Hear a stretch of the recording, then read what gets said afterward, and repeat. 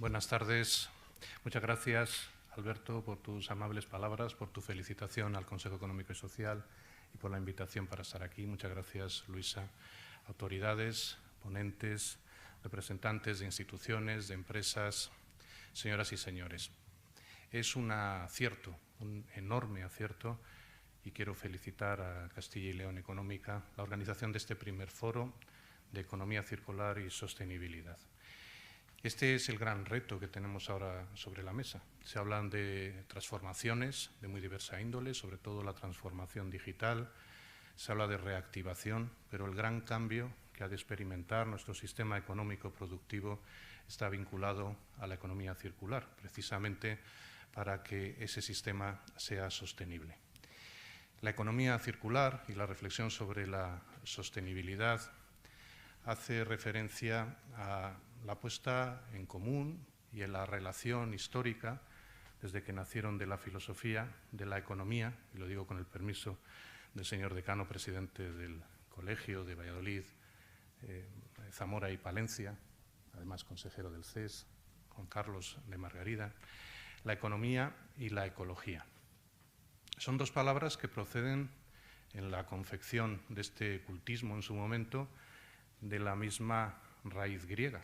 Hablan las dos del oikos. Oikos en el griego clásico es la casa. La casa que desde el punto de vista de la ecología es el estudio, es la ciencia de nuestro ambiente, de donde vivimos. Nuestra casa es el planeta, es nuestro entorno inmediato.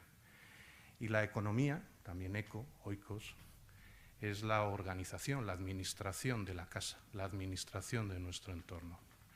Parece en ocasiones, y creo que es un gran error, que ecología y economía están enfrentadas. Ya vemos que por la propia fundamentación filosófica y su origen etimológico que procede de la misma, están muy emparentadas. No hay economía seria, rigurosa, sostenible, si no se estudia y conoce bien el medio ambiente. Y no hay un medio ambiente sostenible y que se pueda cuidar y mantener en el tiempo si no se estudia bien y no se conoce bien la economía. El discurso y las propuestas y proyectos ya concretos sobre la economía circular están íntimamente vinculados a la sostenibilidad y, por tanto, responden a los parámetros que necesitamos para que siga el crecimiento, un crecimiento que ha de responder a valores éticos y que ha de tener también consecuencias y efectos sociales. Hablar de economía circular, lo decía muy bien Alberto Cajigas, no es una moda, es una necesidad y añadiría además una oportunidad real desde el punto de vista económico-empresarial.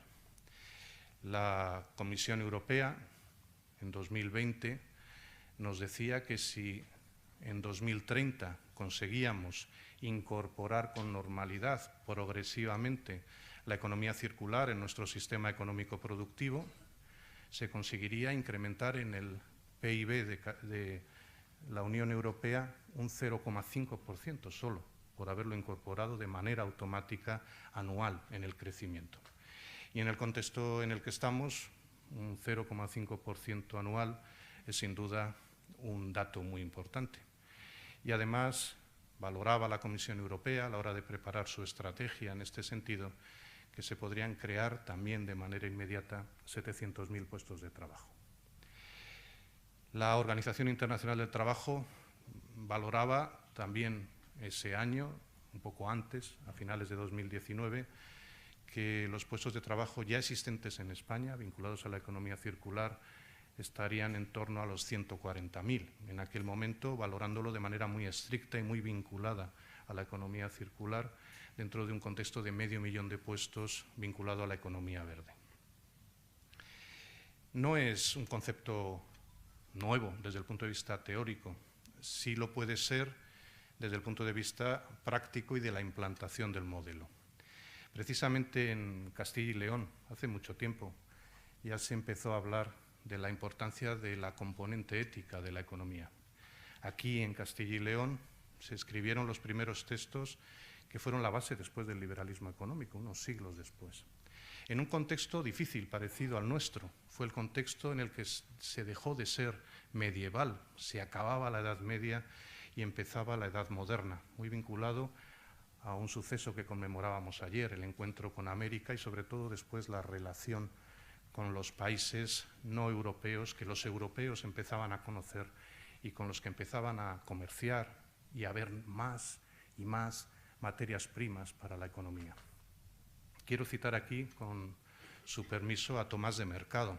Tomás de Mercado fue uno de los insignes geniales componentes de la Escuela de Salamanca del siglo XVI. Su obra, Tratos y contratos de mercaderes y tratantes, escrita a solicitud de los comerciantes sevillanos, es todo un alarde, todo un tratado de economía donde se empieza a hablar del dinero, de la cuantificación del dinero, del valor del dinero, del precio justo, de la ética en la economía. Un gran referente después para los liberales, cuando bastante tiempo después, cuando empiezan a entender lo que quería decir aquel sabio y otros que trabajaban con él, acaban configurando el modelo económico liberal propio del Estado liberal de derecho y luego del Estado social y democrático. En 1569 publicó la primera edición de aquel libro. Pues bien, ahora, en otro momento también de transición, de cambio profundo, como en el que nos encontramos, nos hemos dado cuenta de algo que entonces no acabaron de creerse, no acabaron de creer a Tomás de Mercado, y es que los recursos no son infinitos. No hay todos los recursos que uno quiera imaginar en un planeta que entonces empezó a parecer muy grande, gracias a los descubrimientos, muchos de ellos impulsados por Castilla y León en el mundo. Parecía un mundo inagotable, interminable, con recursos sobrados. Solo había que llegar, cogerlo y transportarlo y saber comerciar con ellos, saber articular buenas rutas mercantiles, comerciales. Hoy sabemos que no es así, que no hay nada infinito, salvo algunos sentimientos personales y creencias, pero desde el punto de vista material no hay nada infinito, los recursos son limitados. Sabemos también que la naturaleza, de la que tenemos que aprender mucho, de la importancia de la ecología, lleva millones de años sobre nuestro planeta generando lo que hoy llamaríamos ese círculo, esa economía circular. En la naturaleza nada sobra, nada se pierde, todo se transforma, todo se reutiliza desde los orígenes de los seres inanimados y los animados. Y ahora, con nuestra capacidad científica, de raciocinio, con el avance de las ciencias económicas, de las ciencias ecológicas, sabemos que ese es el modelo económico que necesitamos. Tenemos que saber aprovechar lo que se produce porque Europa, además, España, Castilla y León, no es una fuente ilimitada de recursos, de materias primas, de energía. Lo estamos viendo en nuestros días. Más al contrario. Buena parte de nuestra actividad empresarial está subordinada a disponer de materias primas que algunas vienen de muy lejos. Buena parte de nuestra producción energética necesita, salvo que reforcemos, y seguro que lo vamos a ver, la producción renovable, la producción verde de la energía, también de materias que vienen de lejos, de muy lejos, porque no tenemos. Pero las compramos a diario, las compramos transformadas. Compramos materias primas de otros sitios que las utilizamos aquí o simplemente compramos ya los productos producidos en otros entornos industriales. Y las traemos. Y no las traemos para desecharlas. No las traemos para generar un problema en nuestro medio ambiente, para generar más costes. Las podemos traer para utilizarlas y para reutilizarlas. Este es el gran reto que tenemos por delante, saber reutilizar aquellas realidades, aquellos recursos, aquellos componentes que necesitamos para el proceso productivo, sobre todo en el marco de la industria, si queremos potenciar nuestra industria como así nos hemos marcado como objetivo. Pero fíjense, para conseguir este modelo de economía circular, de sostenibilidad, necesitamos redefinir nuestro proceso productivo en profundidad. Los expertos dicen que el 80% de los efectos en la economía circular vienen ya de la etapa de diseño de los productos. Hay que diseñar los productos de otra manera. No valen los diseños actuales, que están pensados muchas veces incluso conscientemente para que no se pueda reutilizar, reciclar, reparar. hemos empezado a hablar en el contexto europeo e internacional, también en España y en Castilla y León, del derecho a la reparación, no en el sentido que los juristas lo utilizan, sino el derecho a la reparación en sentido estricto, a reparar los útiles, las máquinas, los aparatos que utilizamos. Nuestros mayores, si vemos la cultura rural de Castilla y León más incorporada a la historia, no desperdiciaban nada. Seguro que no lo llamaban economía circular, claro que no, pero no desperdiciaban nada, porque sabían que todo es utilizable, reutilizable y es imprescindible para vivir mejor. Lo hacían en un contexto de carencia. Nosotros, por fin, creo que sabemos que no se debe despreciar nada, que no se puede cultivar la cultura del residuo, que la gestión de los residuos se puede convertir en un problema y que los residuos, lejos de ser un problema, han de estar diseñados, pensados en un círculo, en un circuito, para que efectivamente sean una ventaja competitiva.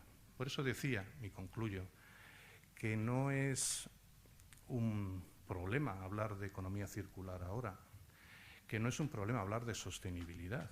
Lo que no es sostenible, eso sí que es un problema. Lo que es sostenible es nuestra aspiración y que es una necesidad y una oportunidad.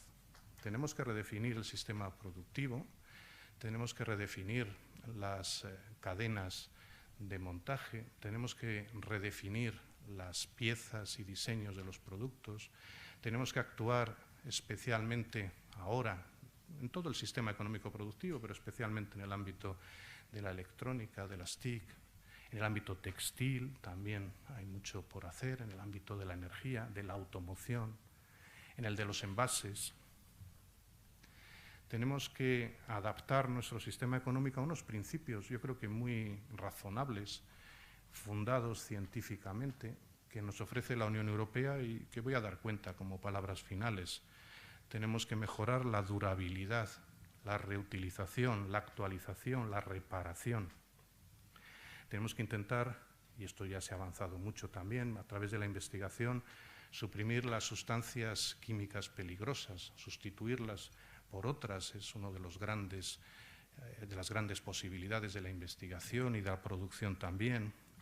Tenemos que conseguir un reciclado realmente eficaz, vinculado al sistema económico productivo, la posibilidad de la refabricación, del reciclado de alta calidad, la reducción con ello de la huella de carbono, de la llamada huella ecológica, limitar la producción y uso de esos productos que son de un solo uso, la cultura del producir, comprar, utilizar y tirar, que no trae consecuencias sostenibles, sino todo lo contrario, se convierten en obstáculos para el desarrollo económico.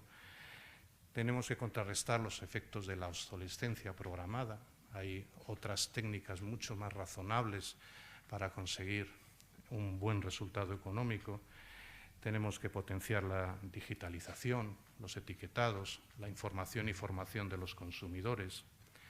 Tenemos, en definitiva, que preocuparnos por la sostenibilidad. En fin, creo que este foro es una gran ocasión porque de la teoría, se habla mucho de la economía circular y la sostenibilidad, vamos a pasar a la práctica. Y vamos a ver cómo empresas e instituciones especialmente preocupadas por este asunto lo hacen bien. Cómo empresas e instituciones especialmente preocupadas por este asunto, por definirlo, por incorporarlo a su funcionamiento, están teniendo buenos resultados con ello. Y lejos de verlo como un problema, lo han visto como una ocasión para crecer, para mejorar el sistema económico productivo, para reducir costes, para generar empleo de calidad y para hacer que el crecimiento económico sea sostenible, no tanto intenso en muy corto espacio de tiempo, sino sostenible en el tiempo, que es lo que genera riqueza, bienestar y empresas rentables. Muchas gracias.